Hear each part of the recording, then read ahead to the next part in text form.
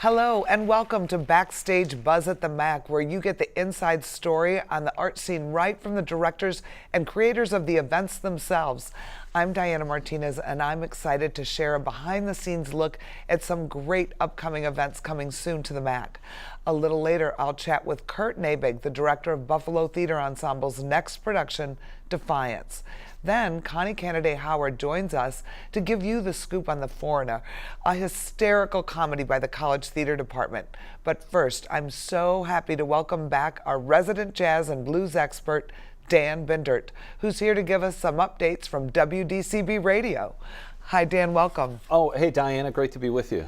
So what's happening at WDCB? Well, I mean, we're always busy with things, planning things, for looking forward to the spring and the summer, even though it's a little cold right now. But we've got a lot of things going on later in the springtime. We'll have our big spring pledge drive will be happening in March, which is always sort of a big community outpouring with the station and always an exciting thing.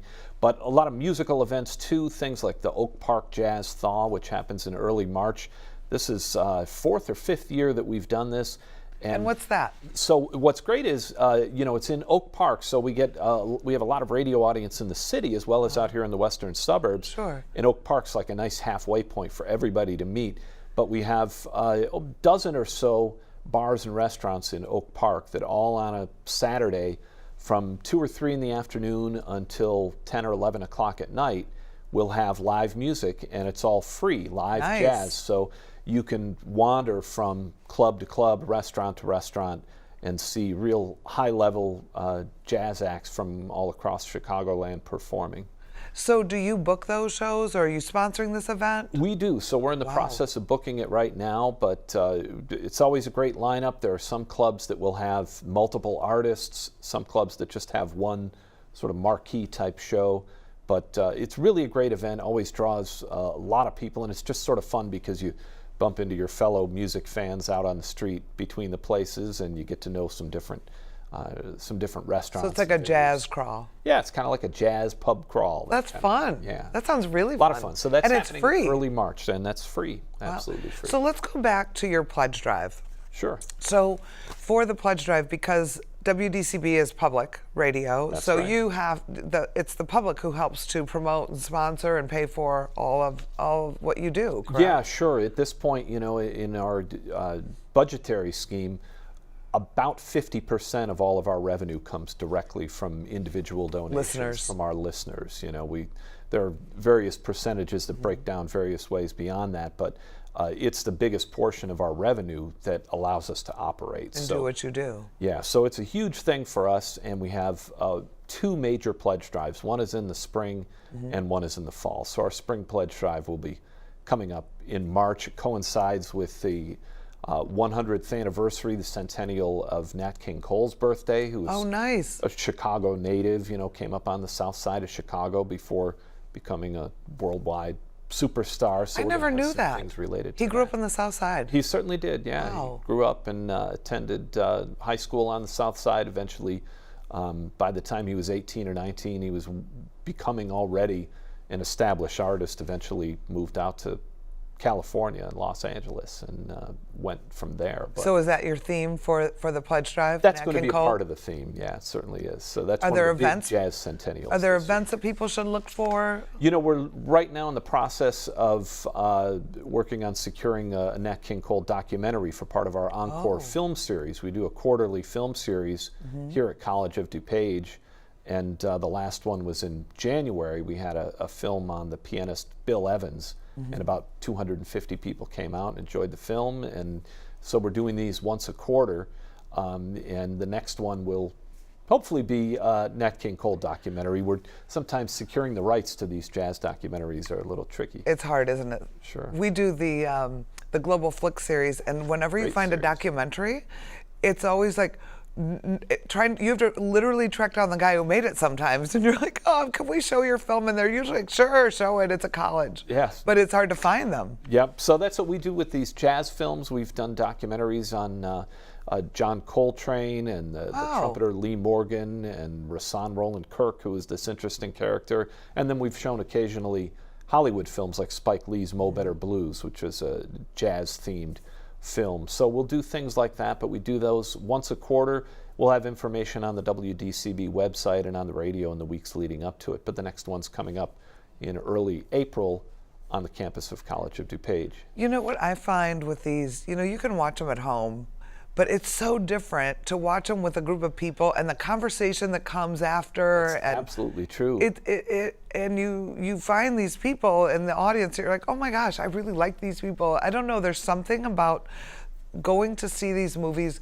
Now, do you have a talk that's moderated? Often we'll have someone introduce the film that has some background on the artist or maybe has something related. Sometimes we've brought in an author of a book that a film was based on or something like that. So occasionally we'll have something added, but we'll always have, at the very least, one of our jazz hosts out there to introduce the film and give some background on it. But you're right, when you watch something in a crowd with a group of like-minded people, it's just a lot more fun. It's a whole different experience than watching it at home. It is. You get interrupted by the telephone or whatever it is.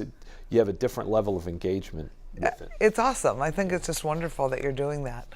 So we have some exciting shows coming to the MAC that WDCB is sponsoring and has been an important part of. Dee Dee Bridgewater, Take 6, and we just added, you're the one that you like the most. Robert Cray. Yes, Robert exciting. Cray. Yeah. So can you share, because there's truly nobody better to learn more about these artists from than you. You always know all the little details. But Robert Cray definitely is, he's going to be exciting. I mean, I think he's performed at the MAC before over the years and always a crowd favorite. But, he really kind of defines what it is to be a modern blues man. There are a lot of artists still around, even people like Buddy Guy, who were established as artists back in the 60s, before the Beatles even came along. Buddy Guy was already making records. But Robert Cray was part of the generation that came along after the blues had sort of died out of popular culture a little bit. And he was one of the people that really helped to bring it back in the 1980s with a different sound and a more modern feel that brought in soul and rock. And so you had Robert Cray in the 1980s in this era where you're coming out of the disco era with a lot of the music is a lot of fun, but the beats could be very formulaic and sort of mechanized, and then the MTV area with synthesizers and all that sort of thing. And then there was a blues movement that came along in the 1980s that was almost like a very much a breath of fresh air, because you had Stevie Ray Vaughan bringing guitar playing to another level, and there was a singer named ZZ Hill who was very popular in the African American blues market and was played on urban radio. His big song was a song called Down Home Blues that you'll still hear Chicago blues bands play in their sets. And at the same time, Robert Cray made it onto rock radio with a song called Smoking Gun. Was a big top 10 hit in the middle of the 1980s, which was very unusual at that time for a blues artist who was singing soulfully, an incredible guitar player, and a real tight band, but real musicians playing real music. It was really a different thing in the middle of that MTV era of synthesizers and big hair and all that. So, and Robert Cray now, in the meantime, since the 80s, he's made 20 albums. He's in the Blues Hall of Fame. He's won 5 Grammys. He's something amazing. Like that. And he looks and sounds every bit as good as he did when he first hit the scene as this new young star in the 1980s. He really hasn't lost a step at all, so he's going to be great to see. You need to have your own show just about history of music. You are like an incredible wealth of information. Well, thanks for the nice It's amazing. talk, but it's just fun getting the opportunity to see it, witness these artists up close at a place like the MAC. Well, I hope you're going to be there. Definitely. Thank you for coming on the show and for sharing all your wisdom with us and educating all of us on what we're going to see soon. You're welcome, Diana. Great to be along. Thanks for the opportunity to come out and talk about music and WDCB. Thank you. For tickets to Robert Cray Band on March 8th, visit atthemac.org. And for all the latest on WDCB Radio, visit WDCB.org.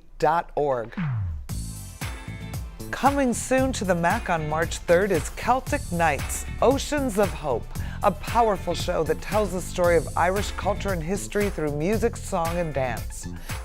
Then, back by popular demand on March 9th, is the hilarious political satire show, The Capital Steps.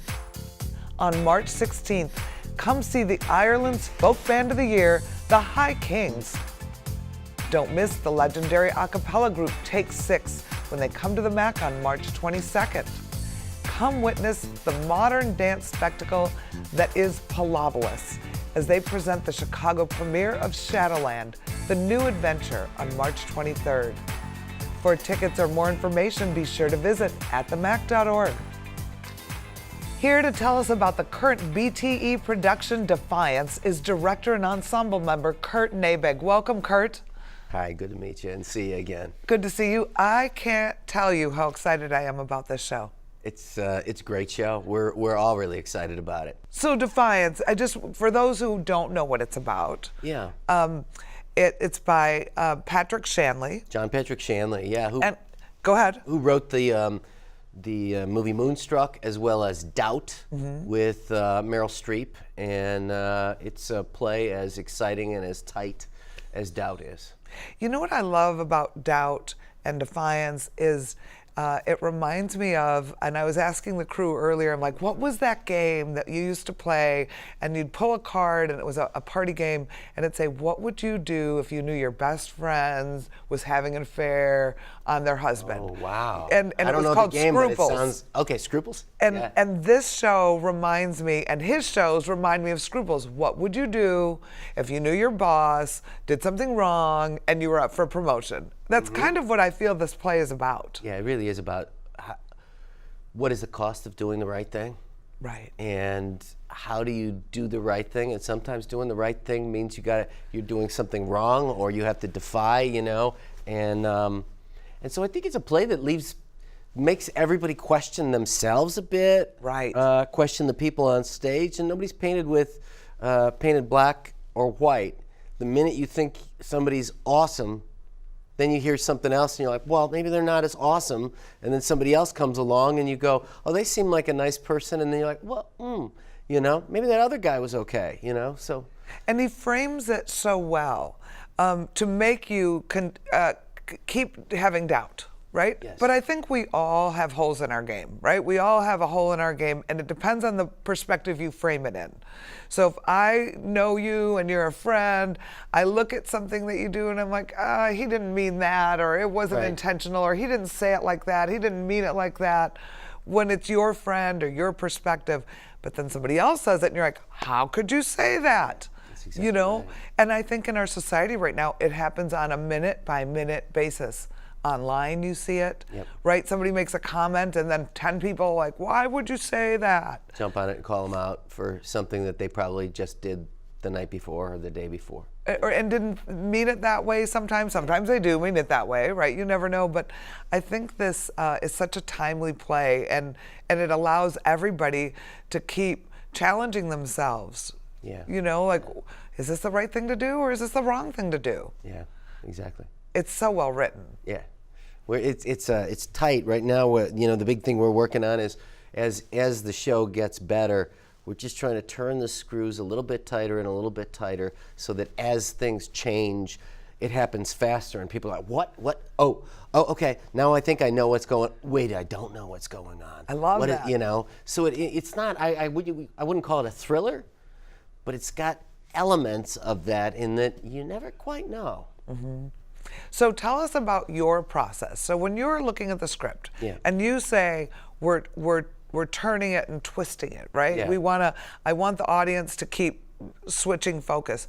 What do you do as a director to make that happen on stage with these actors? Sometimes, when you're working with an actor, I've played through my own career as an actor a lot of what people call bad guys, and one of the keys to playing one of the keys to playing somebody like that is that you keep the audience guessing, is he or is he not? Kind of like Denzel Washington in Training Day. You're like not quite sure. And so when an actor does something that might hurt someone else or be deemed as wrong, often I'll have them follow it up with an action that makes everything seem really nice and great. And people go, what? How do I feel about this? What's wrong with this? Is this guy wrong or is he right? And that, again, over and over, it's that kind of themes in the play. And then we start picking up the speed of the show too as we move along, which is it's a tricky thing, but audiences like plays to move fast, and this one's going to be probably, I don't know, about an hour 20, hour 25. Perfect. No intermission, just clips along and leaves you agog. It's kind of like a movie, isn't it?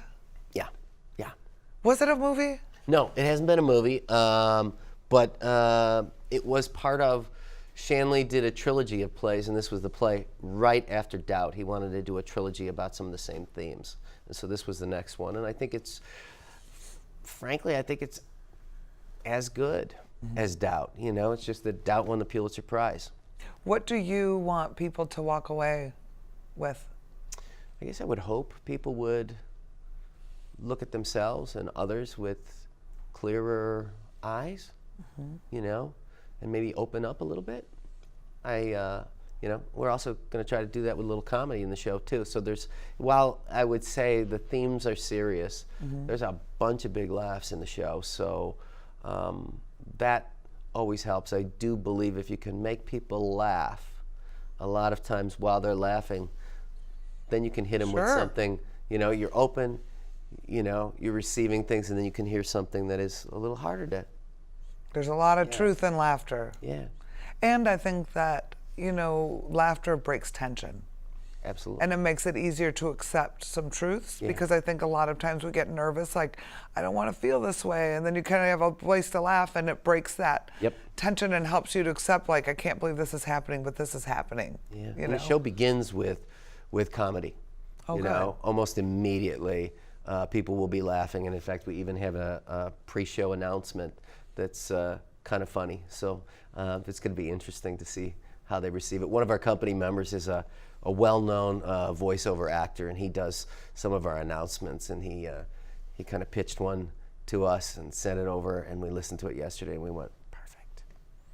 I think the show's going to be perfect. You do a great job. Well, thank you. I wish you the best. Break a leg, happy opening, and everybody needs to go see this show. Come on down. Come on down and see Defiance. Be sure to get your tickets for BTE's production of Defiance, running in the Playhouse Theater through March 3rd.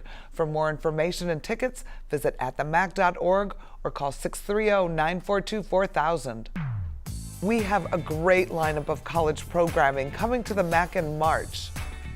Come see the talents of COD instructors in action.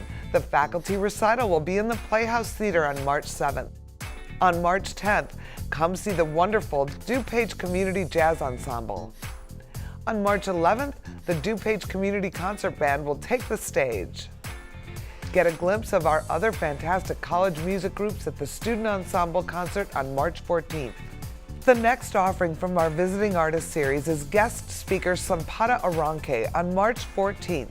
This lecture is free and open to the public. For tickets or more information, visit atthemac.org. My next guest is a Backstage Buzz favorite, Connie Canaday Howard. She joins us today to shine some light on the next production from College Theater, The Foreigner. Welcome, Connie. Hi. So I love this play. I love this play so much. Too. Are you directing? I am. Awesome. Yeah. Are you excited? I am. It's a group that has some experience with us, and then we have several people who are doing their first show with us. Wow. So it's a really nice mix, and it's a nice script. And I directed Shoes the Nerd several years ago, and with another really talented student cast. It remains one of my, I have many, but one of my favorite student projects.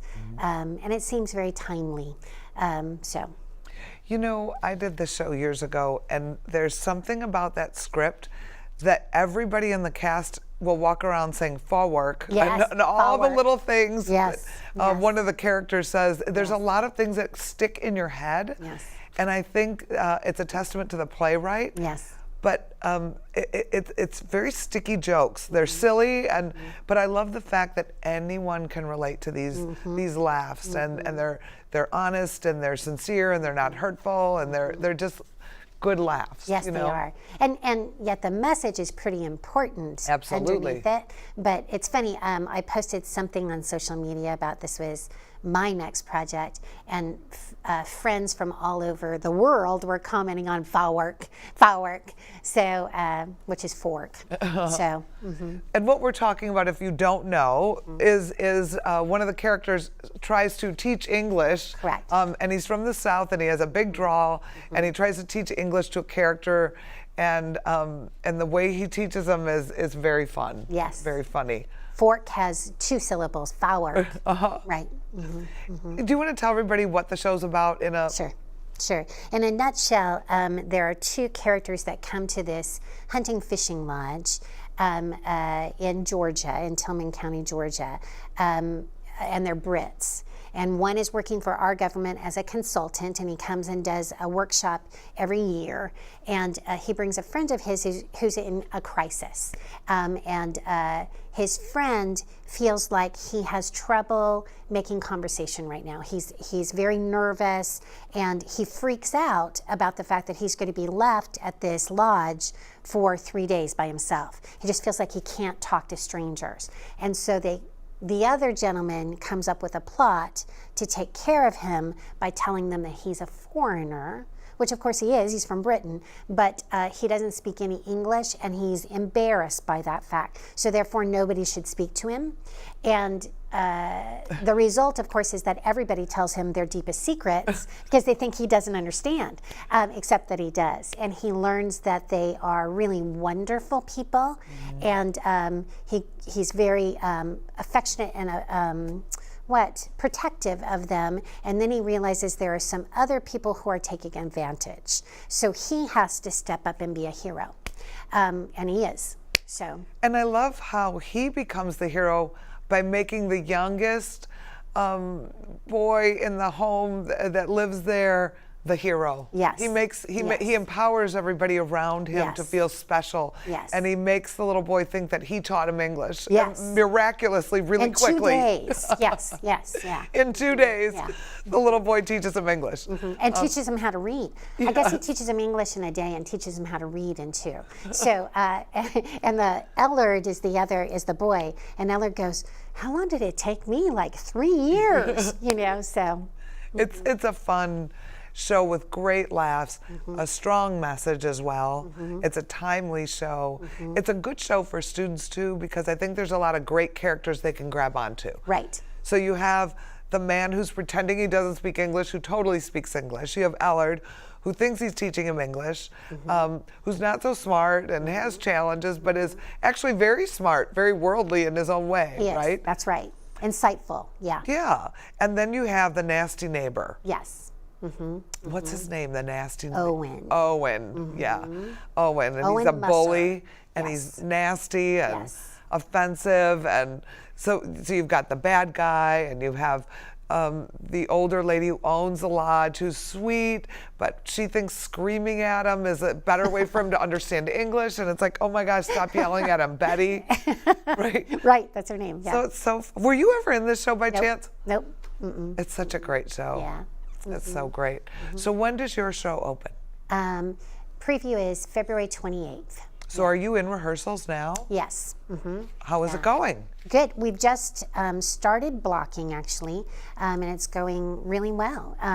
As blocking's movement. Sure. And while we're doing that blocking, we're developing character, and lots of people, of course I didn't know this when I cast the show, but lots of people are playing a kind of role they've never played before. Oh. So it's stretching people in ways they Good. haven't stretched, and which is great educationally. It's great for their resume, it's great for their acting range. So it's fun. It's fun. We laughed a lot last night. Last you? night was our first blocking rehearsal, and we laughed a lot. So. Oh, that's awesome. It's fun when you get to work on a fun project for a change. Right. So how many are in the show? I cast 13.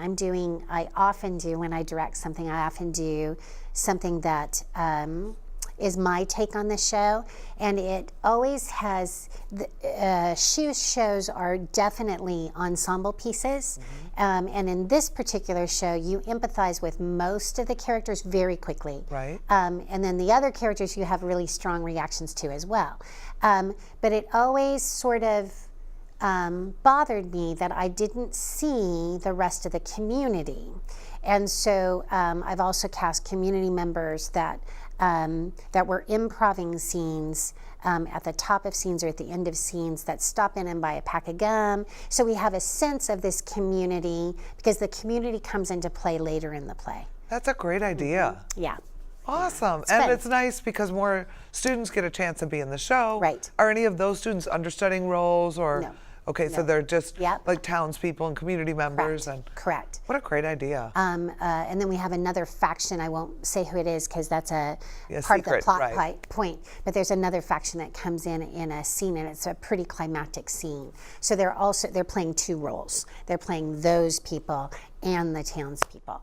So it's a nice workout, which brings our cast to 13. That's fantastic. yeah. That's awesome. And what other shows do you have coming up?